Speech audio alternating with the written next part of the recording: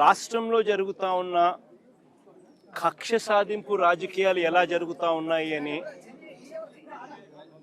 చెప్పడానికి, అద్దం పట్టడానికి ఈరోజు అప్పలరాజు ఉదాహరణ ఒక ఎగ్జాంపుల్గా ఎప్పుడు కూడా చరిత్రలో నిలిచిపోతుంది. ఎందుకనంటే ఇక్కడ జరుగుతూ ఉన్నది ఏంది, ఒక ఘటనను ఏ మాదిరిగా ట్విస్ట్ చేస్తూ ఉన్నారు, కనీస మానవతా విలువలు కూడా లేకుండా మంచితనం అన్నదానికి పూర్తిగా పాతలు వేస్తూ ఈ పిల్లాడిని ఒకసారి చూడండి. That boy is 18 years old. మొన్ననే నీట్ రాసినాడు, ఒక నెల కిందట నీట్ రాసినాడు. 18-year-old బాయ్ నెల కిందట నీట్ రాసి వాళ్ళ నాన్న మాదిరిగానే తాను కూడా ఒక మంచి డాక్టర్ కావాలని పడతా ఉన్న వయసు అది.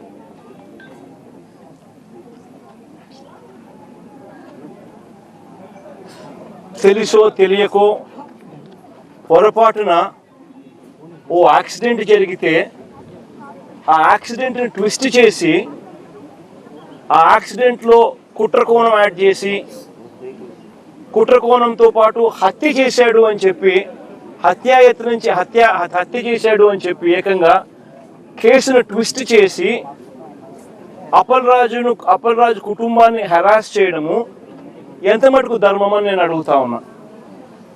నిజంగా సమాజంలో ఉన్న ప్రతి ఒక్కరూ కూడా ఆలోచన చేయాల్సిన అవసరం ఉన్న ప్రశ్న ఇది.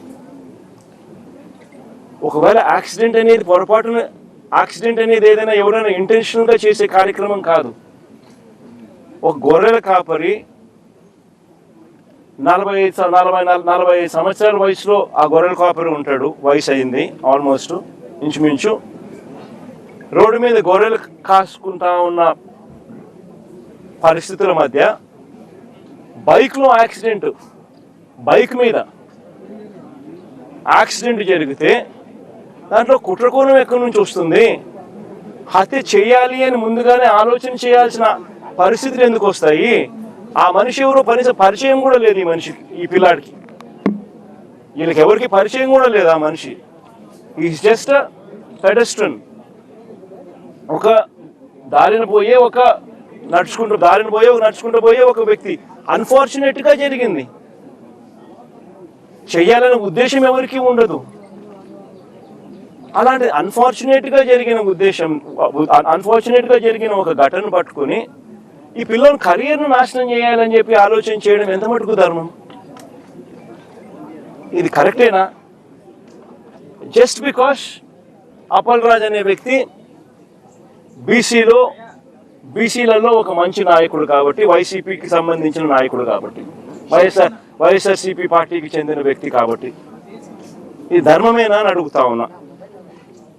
నిజంగా ఒక చిన్నపిల్లాడి చేసిన యాక్సిడెంట్ను ఒక కుట్రగాను హత్యగాను దాన్ని చిత్రీకరించి మొత్తం అప్పలరాజు కుటుంబాన్ని దీంట్లో ఇరికిచ్చే కార్యక్రమం ఎంత మటుకు ధర్మం అనేది అందరూ కూడా ఆలోచన చేయాలి. అసలు ఆశ్చర్యకరమైన విషయం ఏమిటి అని అంటే, ఎల్లో మీడియాలో ఒక కట్టుకథ రాయిస్తారు. దానికి యాంగిల్స్, వక్రీకరణ, ట్విస్టింగ్, మసాలాలు అన్నీ కలిపి తర్వాత టీడీపీ సోషల్ మీడియా దాన్ని అందుకుంటుంది. ఆ అందుకున్న దాన్ని చివరకు పోలీసులు దాన్నే కేసుగా మార్చేస్తారు. నిజంగా రాష్ట్రంలో జరుగుతూ ఉన్న మాఫియా సామ్రాజ్యం ఇదే. ఇది ఓ ఈనాడు, ఒక ఆంధ్రజ్యోతి, ఓ TV5, ఓ చంద్రబాబు, ఓ లోకేష్, వీళ్ళకి సంబంధించిన గవర్నమెంట్, వీళ్ళకి సంబంధించిన పోలీసులు. ఇది ఒక మాఫియా సామ్రాజ్యం. నిజంగా ఇది ధర్మమేనా అని చెప్పి నిజంగా అందరూ కూడా, ప్రతి ఒక్కరూ కూడా గుండెలు వేసుకుని ఆలోచన చేయాల్సిన అవసరం ఉన్న ప్రశ్న ఇది. అప్పలరాజు విషయానికి ఒకసారి వద్దాం. అప్పలరాజు అనే వ్యక్తి 10వ తరగతిలో he was state first rank. Appalaraju అనే వ్యక్తి వీళ్ళ నాన్న 10th క్లాస్లో స్టేట్ ఫస్ట్. చంద్రబాబు నాయుడు గతంలో ముఖ్యమంత్రిగా ఉన్నప్పుడు వచ్చి అవార్డు ఇచ్చినాడు వీళ్ళ నాయనకు. స్టేట్ ఫస్ట్ అవార్డు ఇచ్చినాడు. చదువుల్లో ఆ స్థాయికి పోయిన వ్యక్తి తన సొంత కష్టం మీద డాక్టర్ అయ్యాడు. లోకేష్ మాదిరి డొనేషన్ కట్టి స్టాన్ఫోర్డ్లో సీట్ తెచ్చుకోలా. సొంత కష్టం మీద కష్టపడి చదివి డాక్టర్ అయినాడు. డాక్టరే కాదు, ఎండి కూడా చేశాడు, పోస్ట్ గ్రాడ్యుయేట్ కూడా, ఎండి కూడా చదివినాడు. చదివి ఒక మంచి డాక్టర్గా పేరు తెచ్చుకున్నాడు. తర్వాత నేను టికెట్ వైఎస్ఆర్సీపీ తరఫున టికెట్ ఇస్తే ప్రజల ఆశీర్వాదాలతో ఎమ్మెల్యేగా అయ్యాడు. దాని తర్వాత మన పార్టీలో మంత్రిగా కూడా పనిచేశాడు. అంటే ఒక బీసీ నాయకుడు ఒక అతి సామాన్యమైన కుటుంబం నుంచి వచ్చి కష్టపడి చదివి మంచి డాక్టర్గా పేరు తెచ్చుకొని ఒక ఎమ్మెల్యే అయి ఒక మంత్రి అయి ఒక బీసీ నాయకుడిగా తాను ఎదిగితే అలాంటి మనిషిని ఫినిష్ చేయడం కోసం, క్యారెక్టర్ అసాసినేట్ చేయడం కోసం ఒక తప్పుడు కేసును, ఒక యాక్సిడెంట్ను ఒక కుట్రగాను ఒక హత్యగాను దాన్ని వక్రీకరించి మలచి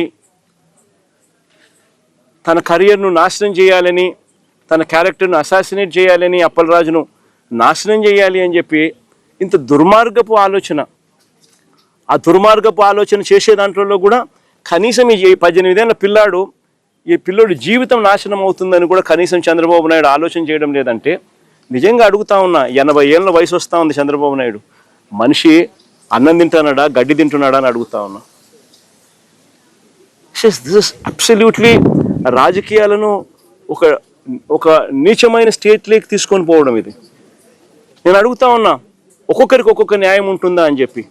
కొన్ని తెలుగుదేశం పార్టీకి సంబంధించిన వాళ్ళకి ఎక్కడికైనా వాళ్ళు ఎవరైనా యాక్సిడెంట్లు చేసినా, వాళ్ళ పిల్లలు కానీ వాళ్ళ బంధువులు కానీ ఎవరైనా యాక్సిడెంట్లు చేస్తే, లేదా వాళ్ళే యాక్సిడెంట్ చేస్తే, వాళ్ళ కారులో ఉండగానే యాక్సిడెంట్ జరిగితే మొత్తం కుటుంబాన్ని కూడా ఇదే మాదిరిగానే కేసులు కట్టి అరెస్టులు చేసి కుట్ర కోణము హత్య కోణం అని చెప్పి పెట్టే కార్యక్రమం జరుగుతుందా? చేస్తారా అని అడుగుతాను చంద్రబాబు నాయుడు గారిని. ఒక నిజంగా చేసేట్టుగా అయితే ఇచ్చాపురం టీడీపీ ఎమ్మెల్యే కారు ఢీకొని వృద్ధుడు మృతి. ఇచ్చాపురం ఎమ్మెల్యే స్వయంగా కారులో ఉండగానే కారు ఢీకొని వృద్ధుడు మృతి. ఇదే శ్రీకాకుళం జిల్లాలోనే నేను చెప్తా ఉన్నా, ఎక్కడికో బయటకు కూడా పోవడంలా.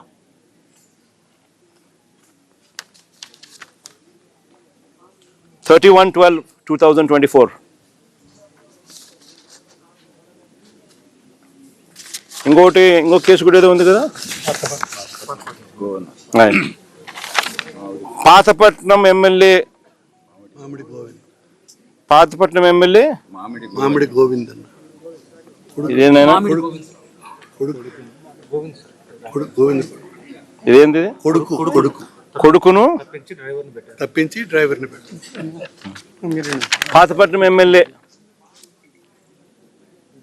ఇదే జిల్లాలోనే, ఇదే తెలుగుదేశం పార్టీకి సంబంధించిన పాతపట్నం ఎమ్మెల్యేకి సంబంధించిన మరో కారు యాక్సిడెంట్. మళ్ళీ వాళ్ళలో అక్కడ ఎవరిని అరెస్ట్ చేసినారు?